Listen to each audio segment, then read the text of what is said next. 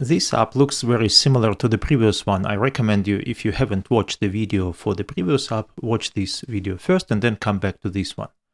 So this app, B303, helps you to understand how to compute confidence interval based on the sample correlation. In the previous app, we did the opposite. We computed interval based on the correlation computed for the population, right? So we know the population correlation, and then we can, if we know the population correlation and if we know the sample size, we can sort of compute limits. So most of the time, the new sample correlation coefficient will be within this limit. Now we can do the other way around.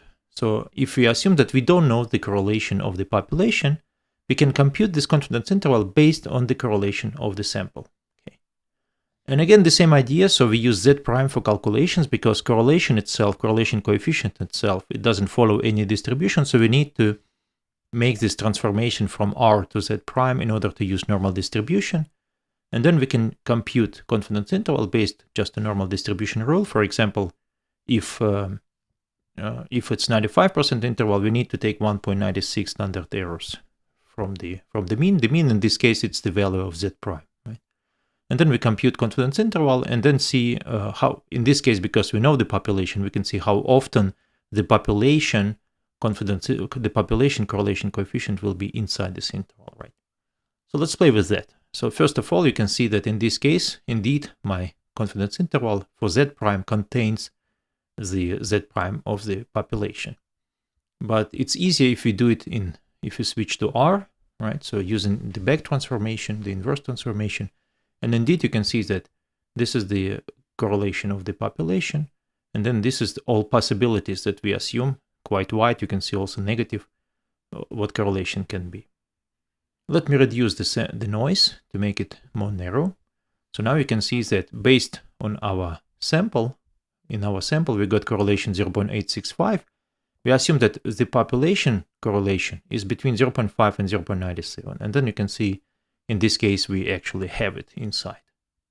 So how often we will have it outside? Of course, it's 95%, because in this case, that's the confidence level I use. So if I take a new sample, I have a chance, 95% chance that when I compute confidence interval for this sample, for the new sample, the population correlation coefficient will be inside this interval, right? So if I take a lot of samples, a lot of new samples, 95% of these samples will contain the correlation coefficient inside, and 95% and 5% of them will not, right? So in this case, you can see I took 55 samples, 53 of them contained correlation coefficient of population inside, and 2 not, which corresponds to 96.4%. To reach 95%, I need just to keep going, right? And the idea is the same, that this confidence interval, how narrow is it? It depends on the correlation itself. The higher correlation, the more certain we are about it. And then also it depends on the sample size, right? So if I take a sample of size 30, then of course the uncertainty is much higher. So the confidence interval always different because the correlation is different in this case.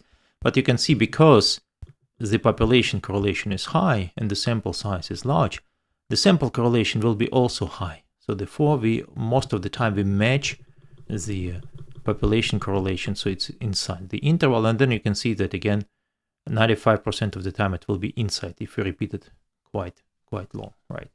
So try to play a little bit with that. And for the negative slope, it's the same. So if I change the slope, so if the slope is negative, so the correlation is negative, you can see how it looks like, right? So the correlation is 0, we have it like this, and then when correlation is positive, we have it like this, right? So you can see how the confidence interval for correlation and the distribution looks like.